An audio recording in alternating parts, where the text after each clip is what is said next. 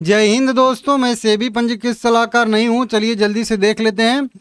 Court ने अपना फैसला रिजर्व रखा है, क्योंकि जैसा कि पता ही होता है कि कोई बड़े मैटर में फैसला पहले रिजर्व रखा जाता है, फिर देखा जाता है कि क्या कहाँ पे कैसा सब सिचुएशन है, उसके बाद जो है फैसला अपना एनसीएलटी जो है या फिर कोर्ट भी सुनाती है।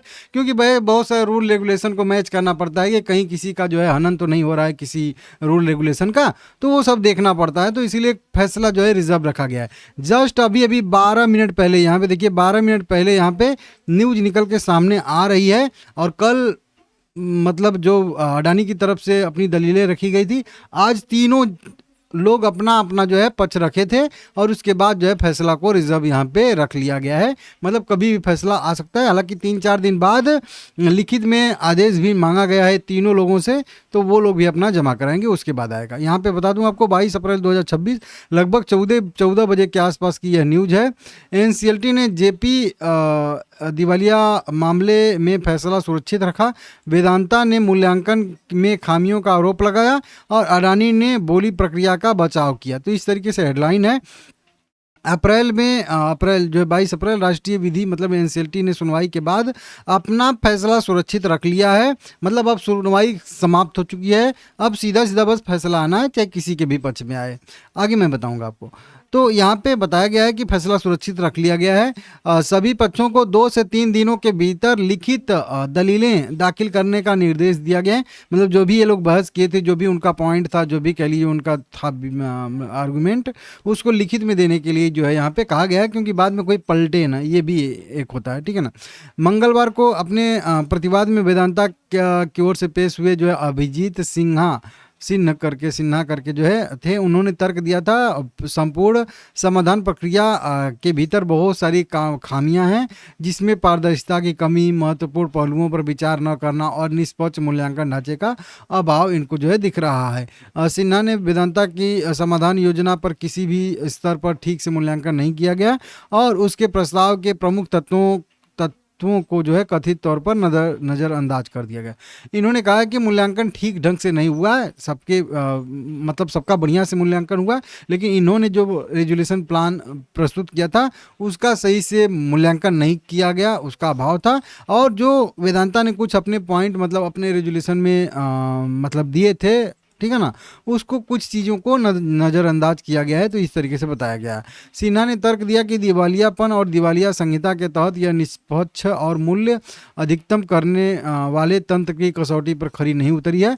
मतलब ये हर बार वही कह रहे हैं कि जो अधिकतम मूल्य मिलना चाहिए वो नहीं मिला है इनको, ठीक है ना। मतलब एनसीएलटी मतलब जेपी एसोसिएट को सीओसी की बुद्धिमत्ता, व्यावसायिक बुद्धिमत्ता का उपयोग मनमाने ढंग से किया गया है और इसको एक ढाल के रूप में जो है कह लीजिए कि उपयोग किया गया है। मतलब इनके कहने का मतलब है कि जब भी कोई ऐसा मैटर फंस रहा था तो कुछ मिला के तो कहा जा रहा था कि सीओसी ने अपने मतलब व्यावसायिक बुद्धिमत्ता का प्रयोग करके जो है कम बोली को जो है चुना है, क्योंकि अधिक वाली बोली तो वेदांता की थी।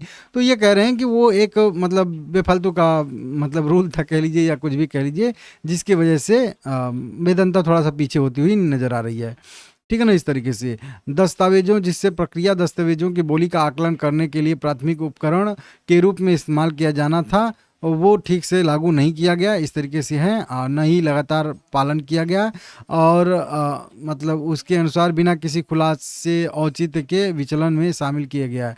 इस तरह कुल मिला के इनके कहने का मतलब है कि वहीं जो है सही से कैलकुलेशन इनके प्रस्ताव का नहीं किया गया था। स्कोर देना विचार विमर्श के बराबर नहीं है। तो इस तरीके से यहाँ पे बताया कि स्कोर भी जो दिया गया है वो भी बराबर नहीं रूप से दिया गया है, ठीक है ना। तो उसमें भी है। तो कुल मिला के इनका जो वही है कि एक अरूपता निष्पक्षता में जो है इनको खामियां दिख रही हैं वेदांता को, ठीक है ना। इस तरीके से देख लीजिएगा। विवेकाधिकार का प्रयोग थोड़ा सा इनको दिक्कत में डाल रहा है सीओसी का, ठीक है ना।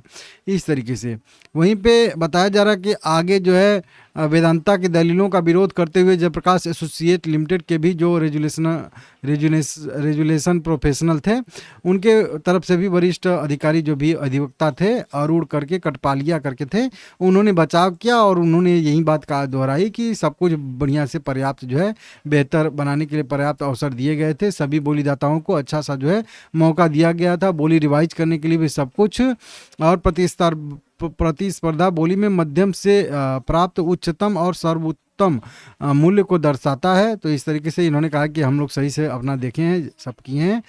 वरिष्ठ अधिवक्ता अडानी समूह से पेश हुए थे नितिन राय ने तर्क दिया है कि 12,000 करोड़ रुपए का आरक्षित मूल्य केवल एक बेंचमार्क था और इस स्तर को पार करने वाली बोलियां प्रतिस्पर्धी गतिशीलता के कारण पर्याप्त मूल्य को दर्शाती है। इस तरीके से इन्होंने अपना भी कुछ पक्ष दिया है, ठीक है ना।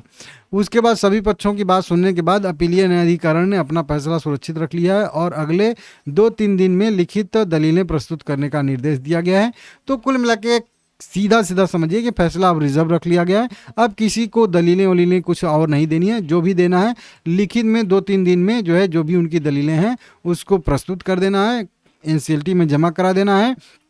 फिर उसके बाद जो है हो सकता है कि अगले हफ्ते में, मतलब एक आध हफ्ता का टाइम लगेगा ना, 2 से 3 दिन तो इनको मिलेगा। उसके बाद 2-3 दिन उसको पढ़ेंगे एनसीएलटी वाले जो भी हैं, उसको जांचेंगे परखेंगे जो भी है।